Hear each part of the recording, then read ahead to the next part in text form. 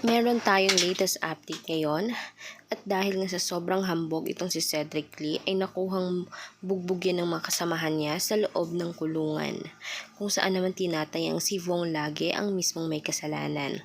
Kung ating babalikan sa kanyang final interview kamakailan bago pa man mag-release ang korte ng lifetime imprisonment nilang apat, ay nagsabi siya na hindi umano siya masaya dahil bugbog lamang umano ang inabot ni Vong sa kanya at pisikal lamang iyon.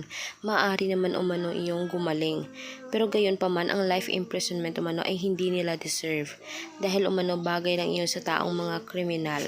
At gayon pa man rapist pa rin ang tingin nila kay Vong at lalong lalo na itong si Denise Cornejo. Naawa umano siya kay Denise, si Cedric Lee mismo nagsabi niya.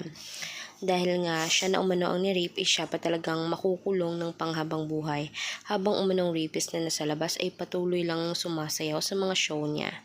Totoo ito ang balitang ito dahil meron talaga siyang cut video kung saan niya sinabi yan at talagang hindi siya naniniwala na sila ay mabubulok sa kulungan. Siguro nga dahil iniisip niya marami silang pera. Ano pa bang magagawa ng pera nila kundi pa ikutin mismo ang sistema ng batas.